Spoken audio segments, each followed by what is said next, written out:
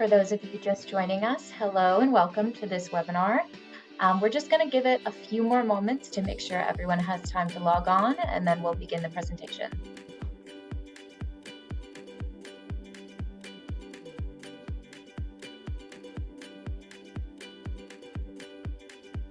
For those of you who are just joining, hello and welcome. We'll begin the presentation in just a few moments here once everyone has a chance to log on, so just sit back and relax.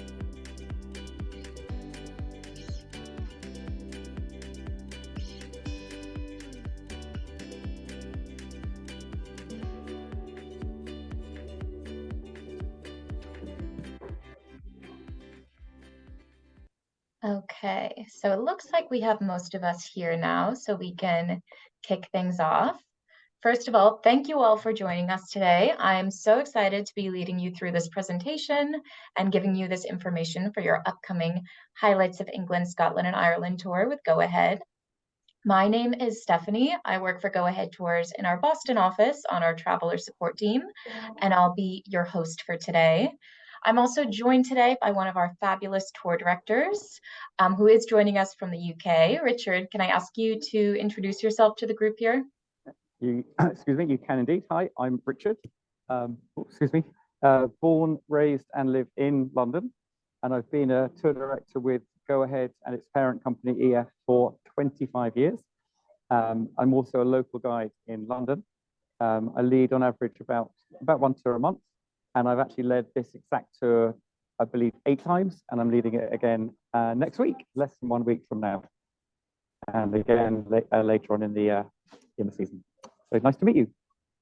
Wonderful. Thank you so much for joining us today. I know we all really appreciate having your wisdom and expertise as everyone is getting ready to depart here. So a couple of pieces of information before we begin. This presentation is a webinar format, so that means that you can see and hear us, but we can't see and hear you. However, we do want to hear from you. You might see at the bottom of your screen in the Zoom toolbar, there's a question and answer box. So if you do have questions throughout the presentation, please pop them in there. We really do want to hear from you and make sure we get all of your questions answered today. I have a couple of colleagues who will be monitoring that question and answer box, so you might receive an answer immediately. But if you don't panic. There's a good chance we're just saving it for the question and answer portion that we're going to have towards the end of the presentation. Another thing to note here is that we do have a few different departure groups joining us today. I believe we have 4 different groups all departing in November and December. So the information we're going to be covering today won't have specific dates, because we are trying to make this as useful as for everyone here as possible. So if you don't see your specific tour dates noted, that would be why. And lastly, we are recording this session. So if you need to pop off early, or if you have a traveling companion who wasn't able to make it, don't worry, they can review this information at a later time. They'll receive the recording in an email later on this week. So that being said here, we'll kick things off. Here is our agenda for today. We're going to go over entry requirements, so what you need to think about before you depart. We're going to go over some helpful tips about the resources you have available to you from Go Ahead before you depart. We'll go over some weather information about what you can expect when you're on tour, some packing tips, some information on currency. We'll go over some general air travel tips to make sure that your journey to tour is as seamless as possible. Then we're going to get into what I consider the fun part of the presentation. I'll pass it over to Richard, and he's going to speak a little bit about what you're going to see on the tour and give you a little bit of an overview of some of the highlights that you're going to encounter. We'll go over all of the optional excursions that you have a chance to sign up for in this tour, so you can make those decisions about what most interests you. And then we will do the question and answer portion that I mentioned. So we have a pretty packed agenda for the hour, so we'll kick things off here. First things first, we want to cover what you need to think about before you leave.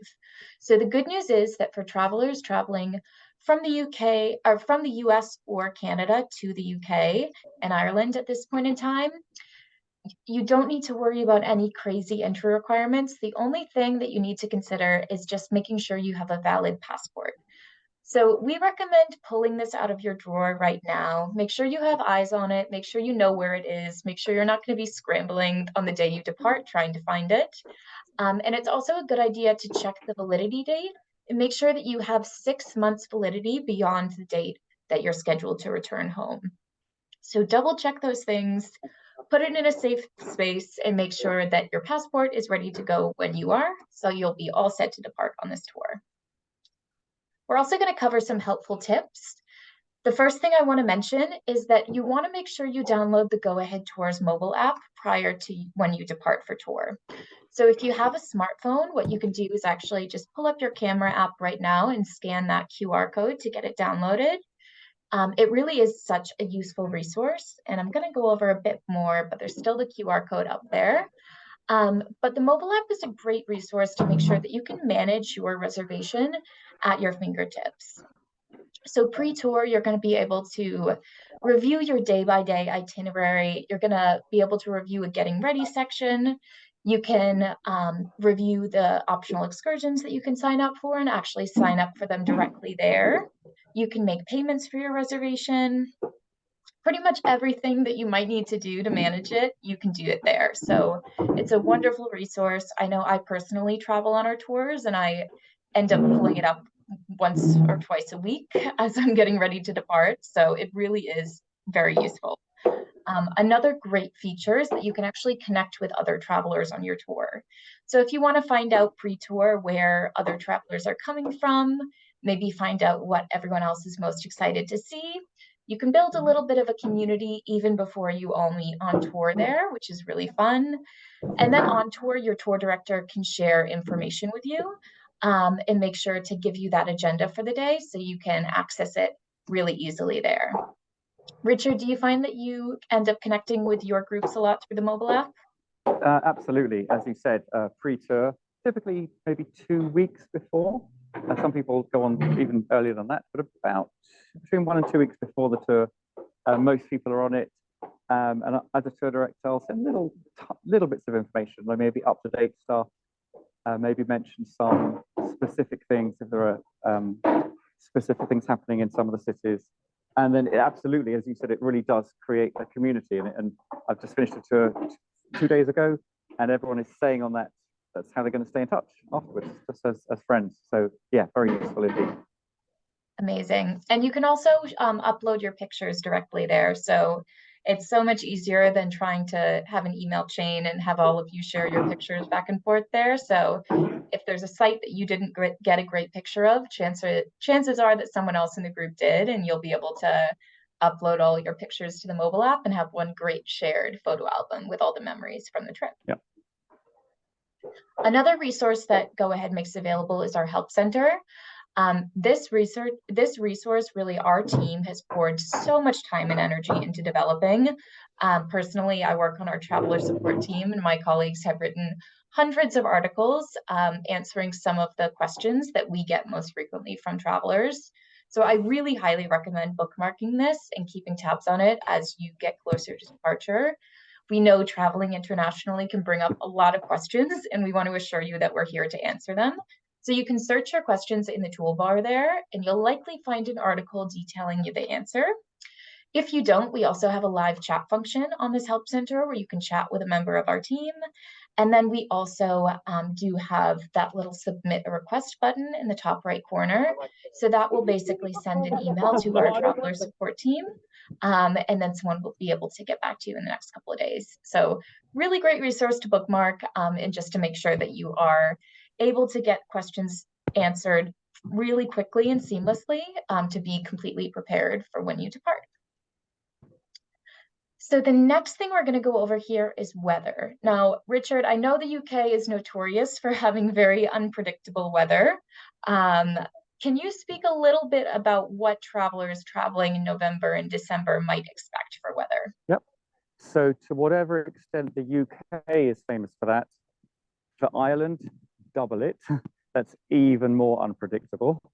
Ireland is not called the Emerald Isle for nothing. Lots of beautiful greenery because of the rain. So in November and December, not the coldest months, those would be after Christmas, but amongst the wettest months. You could expect rain not necessarily every day, but maybe at least half of the days. Temperatures in Fahrenheit typically would be in the 40s, could be high 40s, could be high 30s, typically. But as you said, unpredictable is the key word there. Ireland is the most likely to get the rain, as I said, and Scotland is likely to be the coldest because it's by far the furthest north.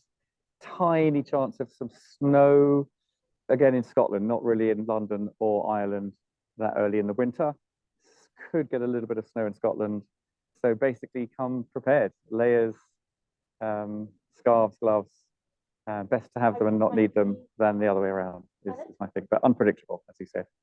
Absolutely. And that brings Yeah. us pretty seamlessly into our next slide, which is packing tips. We do recommend packing lightly when possible. I know sometimes it's easier said than done to keep everything in a carry-on bag, but you're going to be moving between destinations pretty quickly and frequently on this tour. So if you pack light and don't have huge bags that you're lugging around, it really is useful. You also do have a train transfer on this tour between London and Edinburgh, and there won't be porterage provided on that train. You will need to handle your own luggage getting on and off of the train. So it really is important to make sure that you're comfortable doing so. I know I've been guilty before of traveling with a bag that's a little bit too heavy for me to lift above my head. But keep that in mind when you're choosing what bag you're going to bring and make sure that you are very comfortable handling all of your own luggage. We also do recommend, if you are checking a bag, to keep essentials in your carry-on bag. So any medication that you need, maybe a couple of spare outfits, chargers, anything like that, just in the case that your bag doesn't arrive to tour. When you do, you want to make sure that you're going to be comfortable starting the tour off. So make sure you have any essential items with you in your carry-on bag on the plane, so you're not starting the tour off on an unfortunate note. Again, hopefully your bags will arrive when you do, but there is always the possibility. We also recommend having walking shoes. This tour is not a tour to bring out your high heels. You want to make sure you have shoes that you're very comfortable walking in. This is a fast-paced tour, so you're going to be on your feet a lot. You're also going to be walking on very uneven surfaces, cobblestones. And I'd also add to this, waterproof shoes would probably be a good idea. Because the weather can be unpredictable and it might rain, it is a good idea to make sure that you're not going to be walking around in wet shoes, because that is a surefire way to ruin your mood for the day. Then clothing that you can layer, like Richard was saying, very unpredictable weather. You might not know what a day is going to bring. Even in the span of the day, the weather might change a few times. So it's really good to have layers that you can take on and off as needed to make sure you are completely comfortable throughout your travels. Then a raincoat and windbreaker. It is wet in the UK and Ireland, like Richard was saying, so you want to make sure you are prepared for that and that you're going to be staying dry. A reusable water bottle is also very important. Staying hydrated when you're traveling is so important to make sure that you have energy and are equipped to keep up with the fast pace of the tour. So please do make sure that you consider that. And then also electrical adapters, but I won't go into too much detail on that right now because we'll touch upon it in a second here. But one question that does always come up when we run these webinars is about laundry. Now, Richard, I know it can be a little bit difficult trying to coordinate doing laundry on a tour this fast-paced. Do you find that travelers can do laundry on this tour? Generally, no, because we're never in a hotel for more than 2 nights, and a couple of them just for 1 night. And as you said, it is fast-paced. There's not that much free time during the day, at least, which is when laundromats would be typically open. I always tell people to assume they won't be able to do laundry. And then sometimes depending on the actual location of the hotel, we do use different hotels in each city. If there is a laundromat nearby, it's absolutely bonus, but assume you're not going to be able to do it. Hotels will do laundry, but at a very high price. So if it's an urgent case or just 1 or 2 items, most hotels will do it if you hand it in when you arrive, and it'll be ready typically the next day. But you'll be paying the equivalent of about $4 for a shirt, for example. So very expensive. In terms of laundromats, assume not, and occasionally if there is one, it's a nice bonus.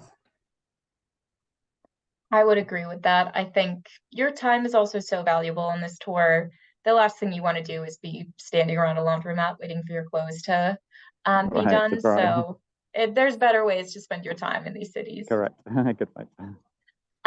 Great. And then the next topic we have here is electricity.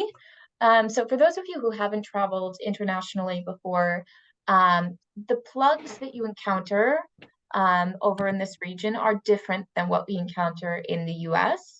So you're gonna see a type G outlet. So those look a little bigger and have these 3 flat prongs. So you'll want an electrical adapter. At Go Ahead Tours, we typically recommend buying a universal adapter.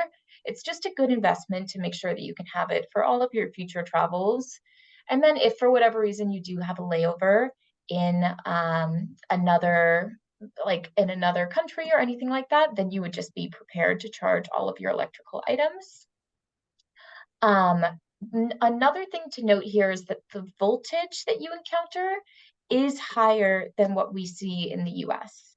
So for smaller items like chargers, laptop chargers, phone chargers, anything like that, that won't cause an issue. That's absolutely fine. But for items that use more electricity, this can cause some issues, and you might need to consider a voltage converter. But our tip is normally any higher powered electrical devices to just leave those at home. These tend to be like hair dryers, straighteners, curling irons, things like that, that might not be dual voltage and automatically be able to adjust to that higher voltage. And that can actually cause electrical issues for either your device or for even the electricity at the hotel that you're staying at. So that's never a fun situation to be in. So as much as possible, would recommend leaving those devices at home. All of the hotels that you're staying in on this tour should either have a hairdryer in the room or have hair dryers that you can ask for at the front desk. So you absolutely will have access to those while you're traveling without needing to bring them. But like I said, for smaller electrical devices, you'll be fine just with an adapter. You won't need to consider that voltage. Okay, the next thing we're going to talk about here is currency. So you will be encountering 2 different types of currency on this tour. You'll be encountering the pound sterling and the euro in Ireland. So the easiest way to get out local currency is typically using an ATM and just bringing your local debit card that you normally use at home in the US. And then you can just use that at local ATMs to take cash out. Your tour director will be able to advise on which ATMs are going to have the lowest fees. Typically, any ATMs at the airport might have much higher fees because they know they can kind of rip off tourists a little bit. But ATMs outside of banks in cities will typically have the best rates there. But you can use a credit card pretty much most places on this tour. Richard and I were talking before this presentation, and he was saying that he's seeing more and more places that actually don't accept cash and only take credit card. So Visa and MasterCard tend to be the most accepted. I wouldn't rely on trying to use Amex or Discover, any of those, as they might not be accepted internationally, but Visa and MasterCard tend to be a sure thing there. Richard, anything else that you would add there on that note of currency? Just to really, really overly emphasize what you just said, Visa and MasterCard really everywhere. Amex almost nowhere. Discover absolutely nowhere. I mean, it's really that simple.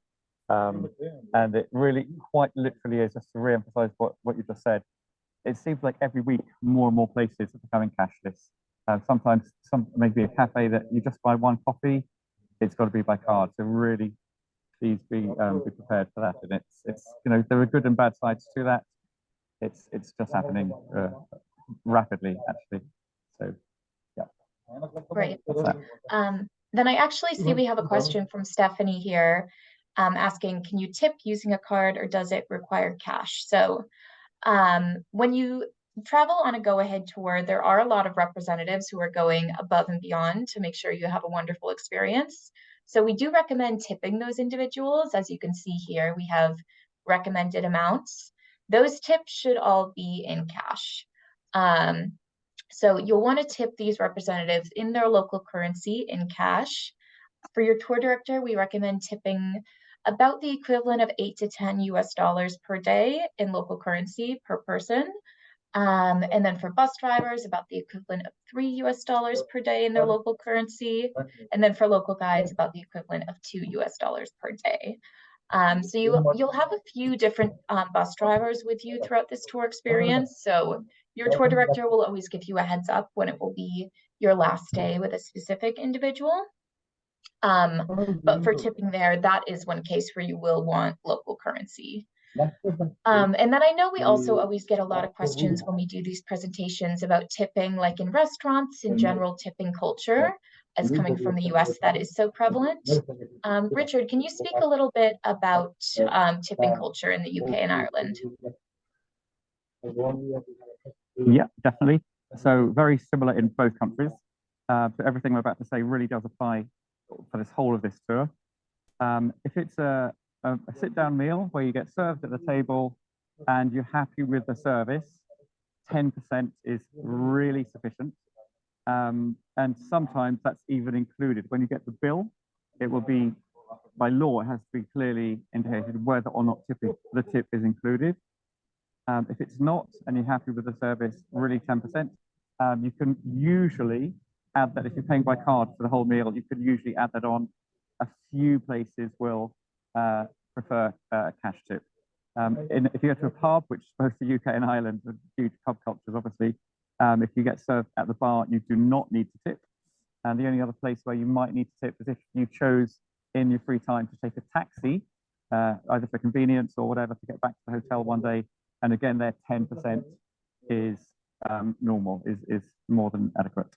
So really just meals that are not included, but the included meals that are part of the tour.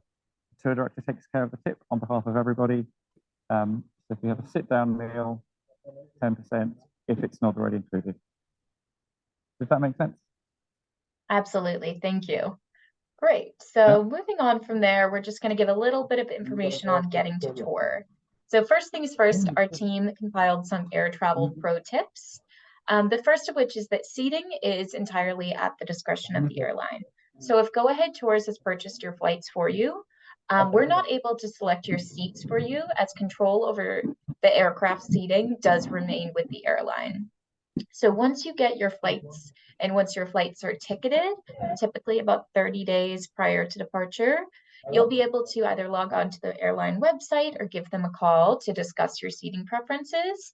And you can discuss that directly with them. Make sure you select your seat so you get a seat that you're happy with for the journey. We also do recommend downloading the mobile app for the airline that you're flying with. And this is just a really easy way, again, where you can manage that flight reservation at your fingertips, add any dietary preferences, known traveler numbers, anything like that right there. And then when it comes to check-in for your flights, you can actually just do it directly on your phone. And then one of the best parts is that any changes to your flight itinerary will just be automatically sent to your phone. So you'll have that information just readily available to you, and you can make sure to keep on top of that. We're also recommending travelers lately arrive to the airport about 3 to 4 hours early.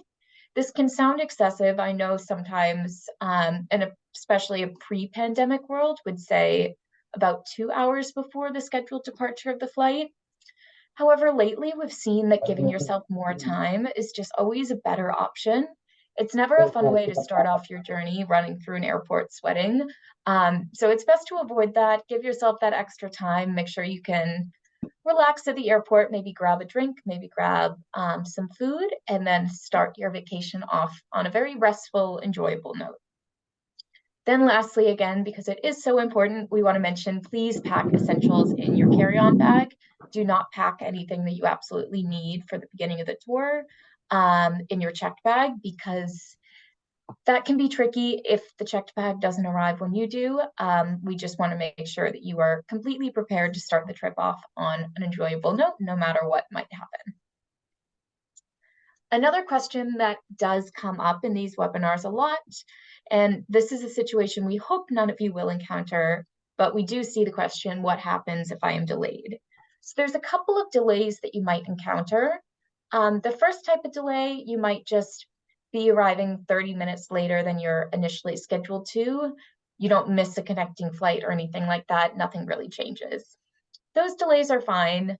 It can be a good idea if your arrival time is changing to give our on-tour support team a heads up and give them a call, but it likely won't cause any major issues. The types of delays that can be a bit trickier are delays when you might miss a connecting flight or when there's a flight cancellation and your arrival time to your destination is changing pretty drastically. In those cases, the first step is always to work directly with the airline to get your itinerary reprotected. That's an airline industry term that we recommend using often, as it can signify to the airline desk agent that you know what you're talking about, and it reminds them of their responsibility to you. But in those cases, it is the airline's responsibility to get you to your final destination. So you'll want to work with them directly, and they'll be able to get your flight itinerary reworked and make sure that you get on the next best itinerary to get to your destination. Options can be limited in those situations, so we do recommend acting quickly. Typically, if there's a flight delay or a significant delay or cancellation, there'll be a lot of other travelers in the same situation trying to get rebooked there. So you want to make sure that you're acting quickly and getting on the very best option to make sure you get to tour as soon as possible and can start that vacation. Once you get your itinerary reprotected, you'll also want to give your tour director a heads up of your new arrival time through the mobile app and call our on-tour support team at that number we have up there. That is a 24-hour phone line that can connect you to a member of our team, and they'll be able to help assist and give advice on what to do upon your new arrival time. In these situations, we also do strongly recommend having travel insurance. A lot of people think of travel insurance as just being for situations that might come up once you get to your destination, but travel insurance can also be a really great tool for when you are traveling if you do encounter a significant delay and there are expenses incurred on those delays, to make sure that you're able to get reimbursed for those surprise expenses. Lastly, we do say pack your patience. We know these situations aren't fun when it does come up. I personally have been there myself. I know it's very stressful and can be a little bit anxiety inducing. But if it does happen, take a deep breath, follow these steps, and once you do get to tour, we'll make sure you have a wonderful time. So moving on from there, we want to talk about arrival day and how you should meet the group once you arrive.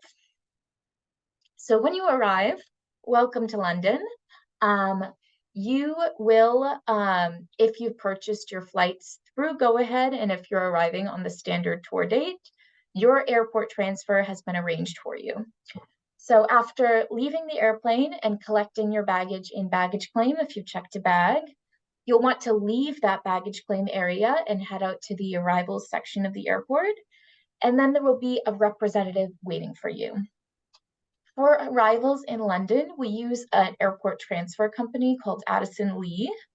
So your driver will likely be holding a sign that says Addison Lee.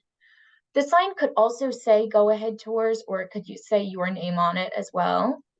So take a look around for any of those three signs, and that representative will be able to take you to the hotel. If you purchased your own flights and would like to purchase an airport transfer and you are arriving on the standard tour date, we can absolutely do that for you. Just either give our traveler support team a call or reach out to us through the help center, and we can help you arrange that airport transfer so you have a representative waiting for you as well. Let's see here. Richard, do you have anything else that you'd like to add for the arrival day for travelers?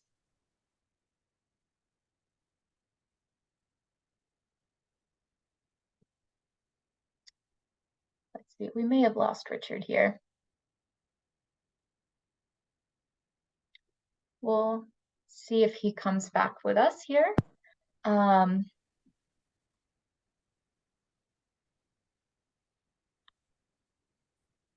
Let's see. Can you hear me? Oh, now I can hear you. Hi.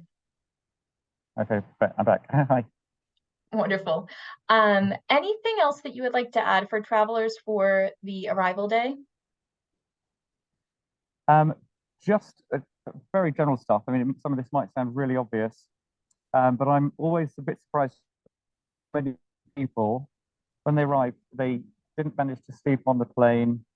And I always wonder whether they really gave themselves the best conditions for doing so.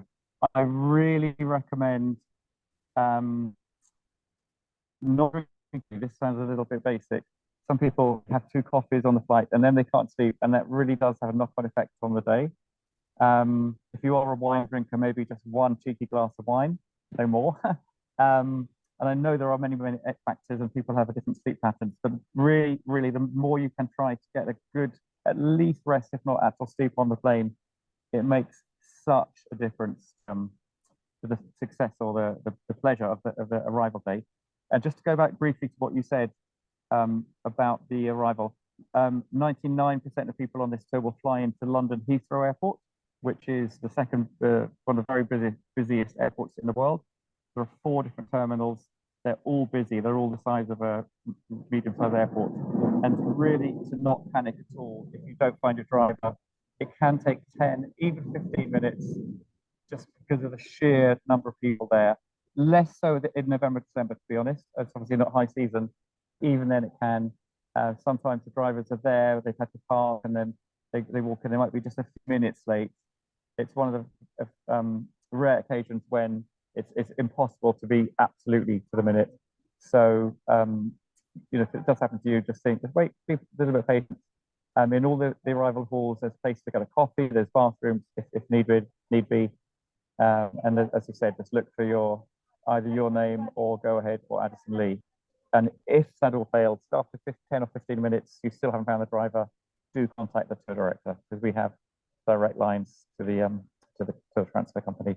Oh, and one thing to add that might sound a little strange, the cars that they use, they're all nice, very high quality cars. They are strictly only licensed to carry 3 passengers with luggage. So it does occasionally happen, if there's, for example, a party of 4 people, they'll provide 2 cars, and it's therefore maybe one of the party has to split. It seems weird. It's kind of can be a little bit bizarre as a first thing when you've just landed, but it's to do with insurance and space and comfort. So it's strictly 3, maximum of 3 people per car. That's unique to London. Anywhere else that we have arrivals, it's different, but that's a London thing. And the other thing that people are sometimes a little bit surprised by is quite how far it is. Yeah, I've had to step outside here further. Quite how far it is from the airport to the hotel. Obviously, depending on which hotel you have, some of them are the closest that we use in London would be 12 miles from the airport, but most of them are more than that.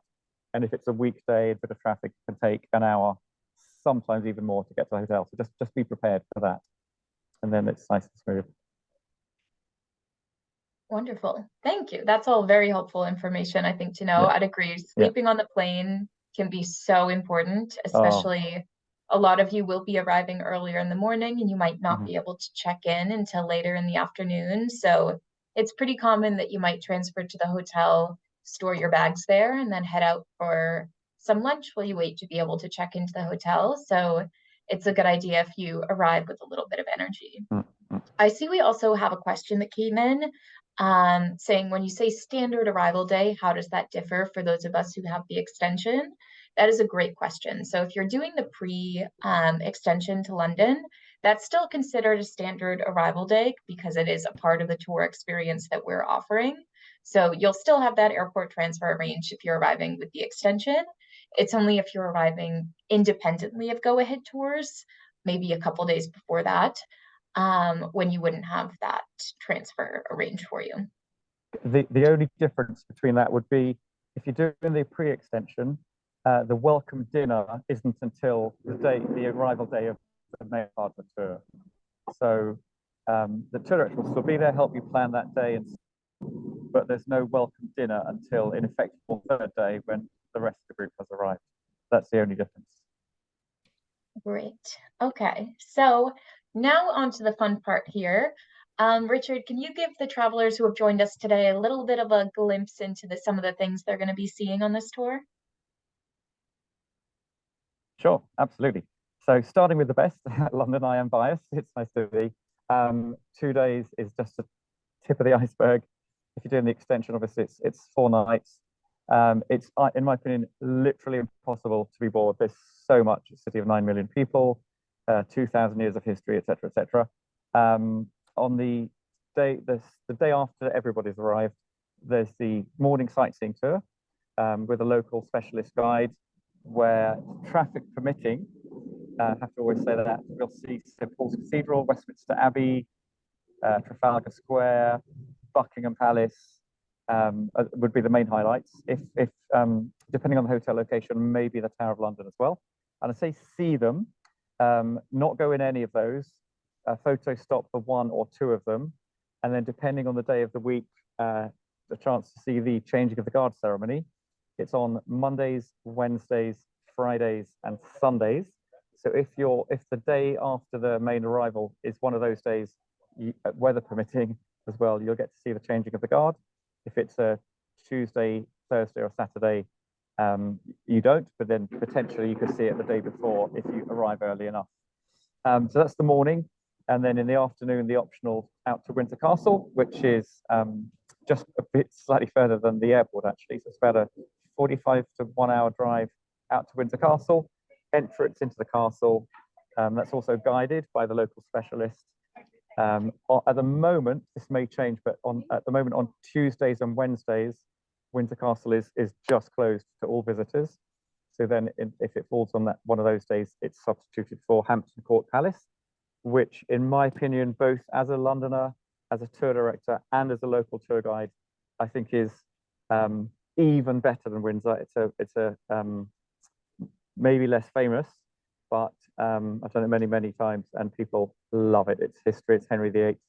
That is, if it falls on a Tuesday or Wednesday, that's a like-for-like substitute for Windsor Castle. So that's London.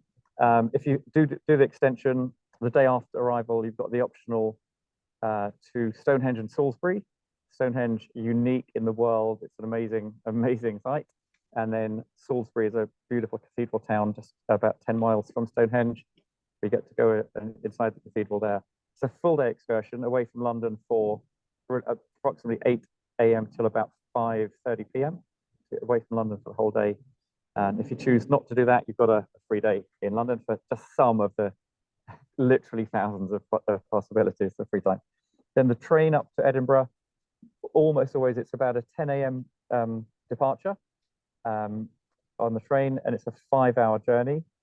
Go through some gorgeous, the further north you get, the more beautiful the scenery, very comfortable. Everybody gets either a window or an aisle seat. There are no middle seats. Typically arriving in Edinburgh about 3 p.m. and then get picked up by a Scottish bus, and dinner's included that evening in Edinburgh.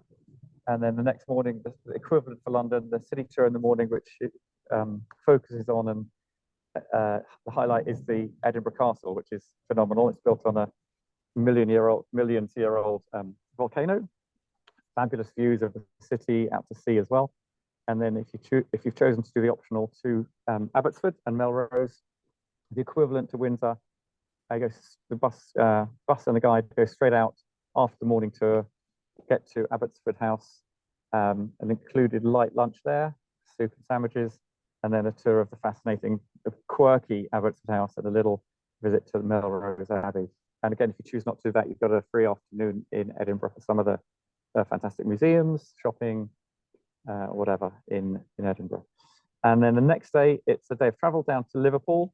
So we go through the southern Scottish scenery, which is quite beautiful, through the English Lake District, typically getting to Liverpool around 3:30 or 4 p.m.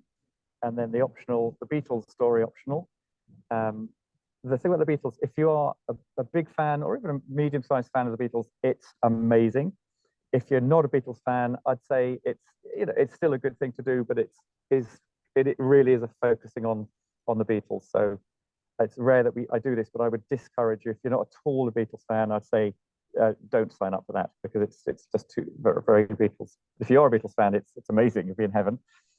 It starts with a visit inside the museum, so-called Beatles Story, and then about a 1.5 hour bus tour with a local Beatles expert guide showing you some of the childhood homes of some of the Beatles, and then Strawberry Fields, Penny Lane, and other locations that they wrote songs about.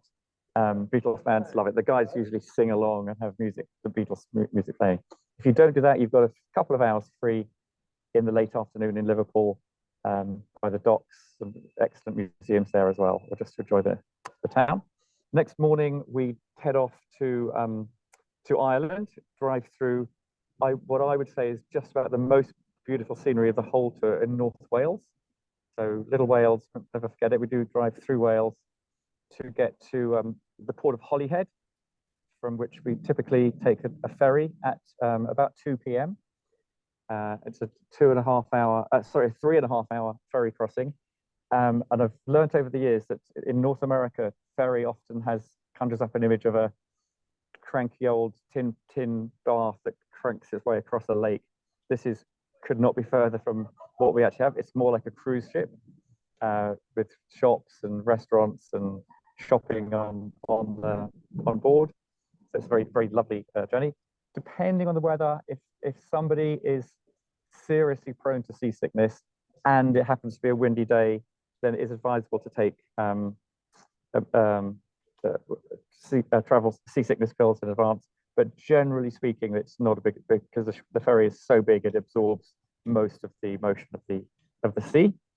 Get to Dublin typically 6 p.m. And just check in there. Next morning, the city to Dublin, so all three capitals, London, Edinburgh, and Dublin. We have the standard 3-hour bus tour the morning after arrival.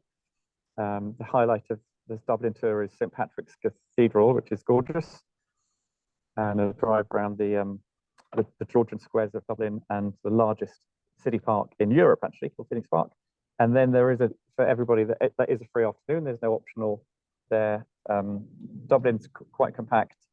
Some excellent museums, the famous Book of Kells, good shopping, and if you're like a pint of Guinness or two, then you will not be disappointed for that as well. Dublin's a very, very fun city.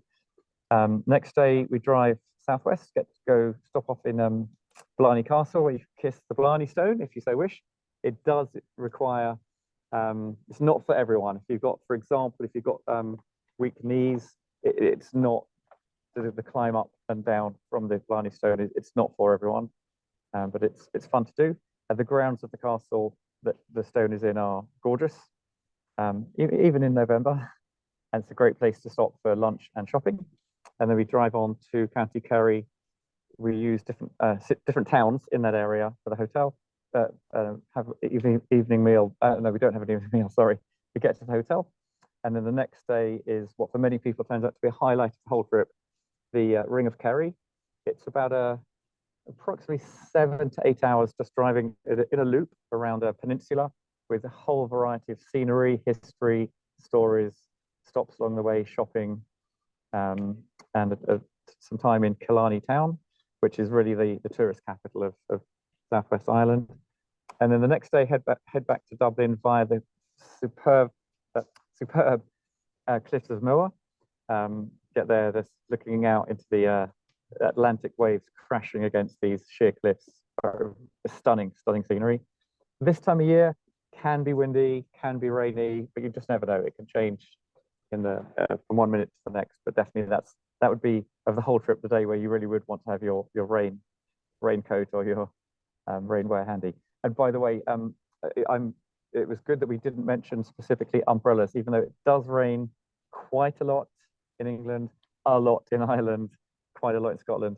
I personally advise against umbrellas because quite often the rain is accompanied by wind and umbrellas just get turned inside out, and they're awkward. So have just a good raincoat with a hood is my advice as far as that goes. So we do the cliffs of Moher and then schlep all the way back across Ireland to Dublin for last night with a farewell dinner, which is a nice way to end the trip.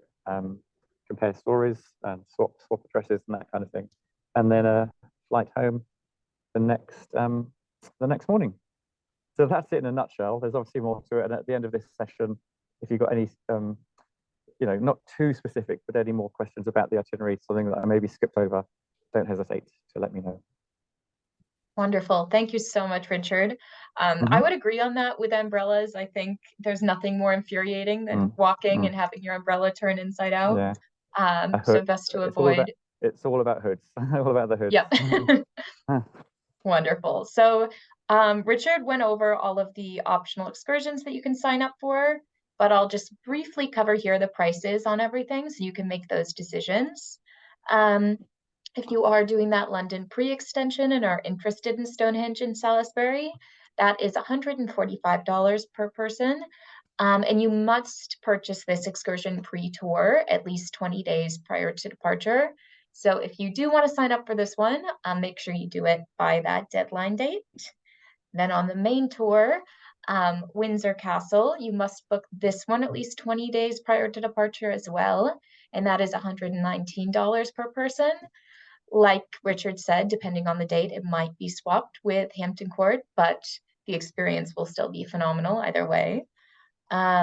Just to butt in. At the moment, it's definitely, if it's a Tuesday or Wednesday, it will definitely, if it's a Wednesday, it will definitely be Hampton Court. For sure, that could change, but not probably until next spring. So just be aware of that. Great. And you can actually check which day it falls on through the mobile app. If you look at the day-by-day itinerary, so you know what experience you're getting. Correct. Then in Scotland, the Abbotsford House in Melrose Abbey would be $99 per person. This is one that you can sign up for on tour, but you'll end up paying a little more money signing up on tour, so it's better to add it pre-tour if you know you want to do it. Then the that Beatles price history. does include the light. Sorry, that price does include the light lunch as well. Wonderful. So, yeah, soup and salad. It's nice, and little dessert as well. That's included. Sorry. Great. And then the Beatles History and Story Museum for $99 per person as well. Definitely for any music lovers, I'd say that one's not one to miss. Like Richard was saying, you get to see a lot there. Then in Ireland, the traditional Irish dinner and show for $109 per person. And that is all of the optional excursions. So now is a great time to add your questions into the question and answer box as we're getting ready to head into our question and answer portion. I do see that we have a couple questions here, but would love to hear from all of you. But before we start that, I just want to mention again, please do download the mobile app. We have the QR code up there again, and it really is such a useful tool to have to prepare for tour, to get the information your tour director is sending on tour, and then to stay in touch with a group after the tour. We also like to mention that we do open up evaluations for your tour starting during the tour in the mobile app, so you can fill it out as you go. And these evaluations really are so important to us.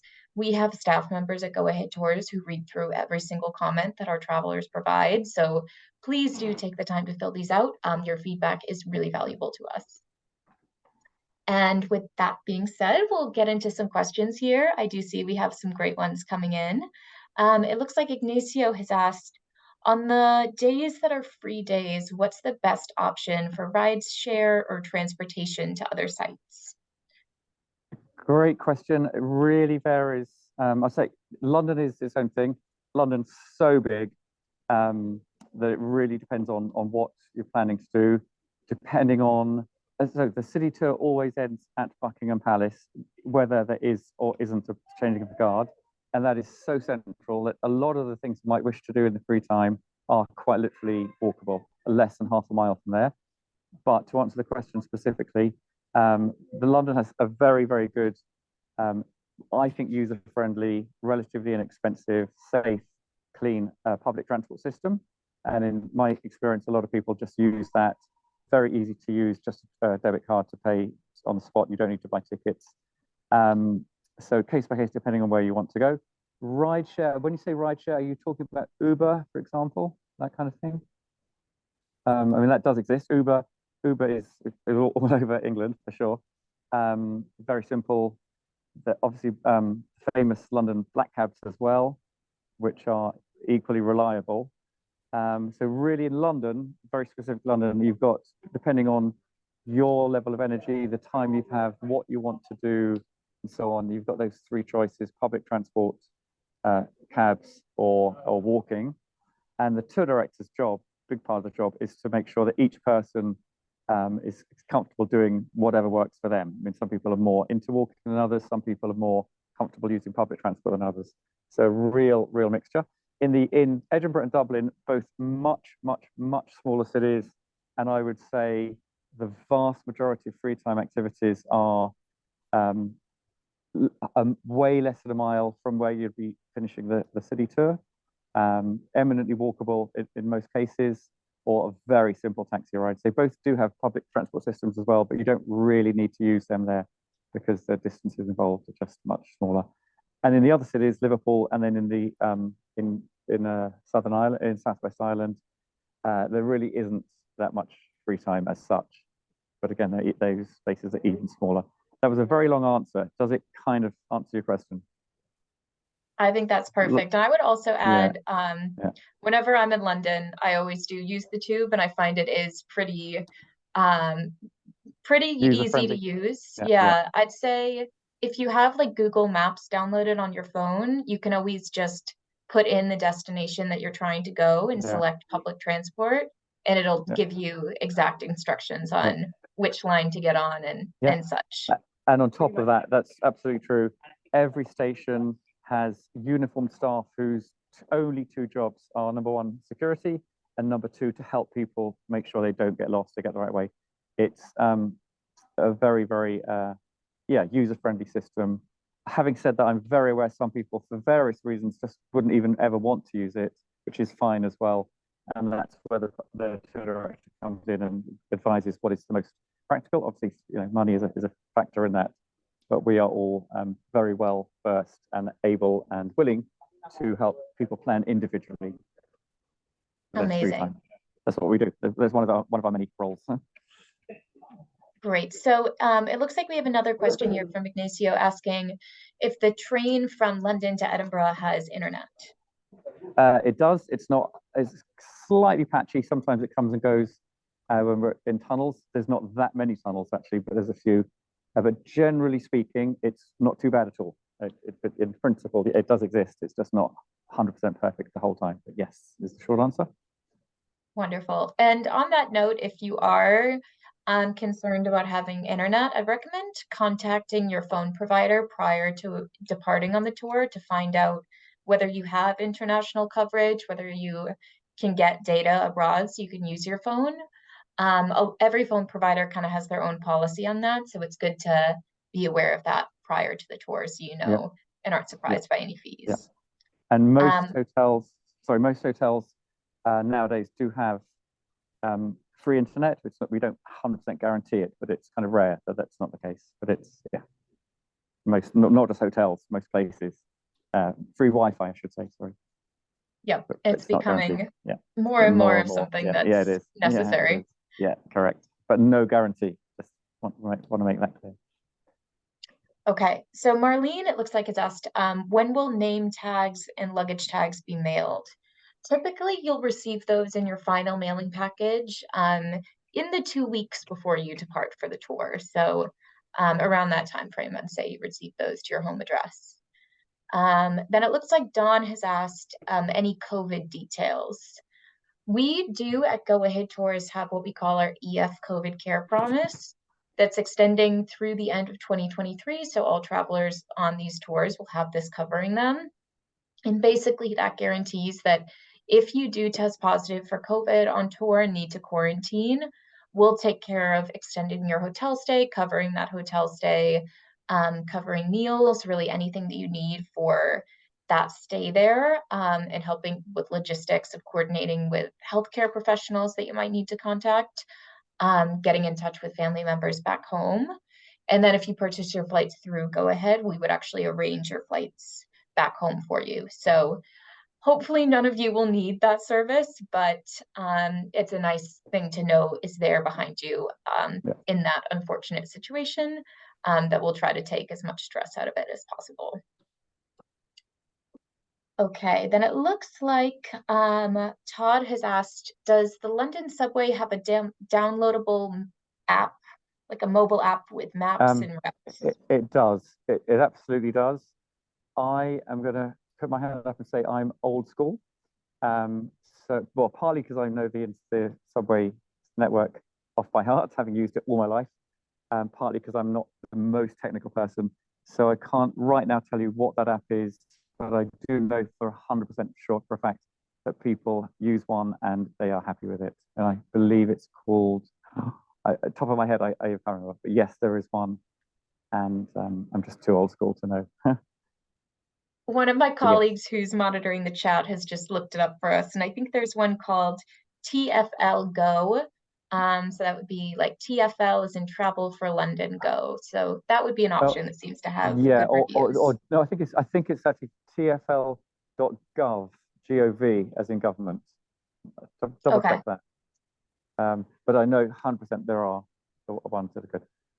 But I like to think that I'm as good as an app for that. I could tell you off the top of my head which lines to take. But yeah, to answer your question, there is. Wonderful. It looks like Karen has added in the chat here that she uses Citymapper, so that's something that could be an option there. Could be. And Absolutely. I bet. great. And then it looks like we have a question from an anonymous attendee asking, will travelers be expected to wear masks on this tour? No. Short answer is no. Can if you want to at the moment, no requirement whatsoever anywhere in either of the countries. Obviously, that could change, hopefully not. But as of today, no requirement at all. Right? Okay, it looks like that answers all the questions we have here. So if you do have another question, now's your chance to ask it. But if not, and you think of questions after this presentation, because I know sometimes it could be hard to think of everything in the moment. Once again, I want to mention you can go to our help center at goaheadtours.com/help, and our traveler support team will be there to assist. And then lastly, from all of us here at Go Ahead Tours, thank you. We really do appreciate your choosing to travel with us and all of you who have joined us here today. Richard, do you have any last pieces of advice for the travelers I about to do depart one on this thing. tour? I do, yeah. Just from the packing list, I would even say most hotels in the whole of Europe do not provide what in American English is referred to as a washcloth. Some do, most don't. It's cultural. I can happily go into it with individuals at some point, but it's just simply not something that most hotels provide. So if you are somebody that uses a washcloth, bring your own. It's as simple as that. It's a cause of frustration sometimes. So some hotels do, but most do not. And other than that, just to say, although the weather is likely to be possibly rainy, possibly windy, possibly chilly when you're here, it's a very good time to be traveling because minimal lines, because it's relatively low season. So get to see a lot more, hopefully in quicker time. Especially in December with Christmas coming, London especially, but also Scotland and Ireland do Christmas well, in my opinion. So you start to get that festive feeling as well. In case you're wondering, we don't do Thanksgiving. That's late November, right? Yes. Yeah. Mm-hmm. I know some people are not sure. We don't do it at all. So there's no holiday at that point. So we just start planning for Christmas even in early November, actually. So that's another nice reason to be in these countries at that time of year. But yeah, there's lots of it really does cover the highlights. The name of the tour is Highlights. I just briefly touched on them. They really are all covered by the included part, and then little extras just add to it. So I hope you all have wonderful tours when you make it over, and maybe meet some of you on the road. Great. Well, thank you so much for joining us today, Richard, and for giving us all of your wisdom and information. We really appreciate it. You're welcome. And speaking from all of us here at Go Ahead Tours, once again, thank you for joining us. Safe travels, and we'll see you soon. Bye-bye. Bye.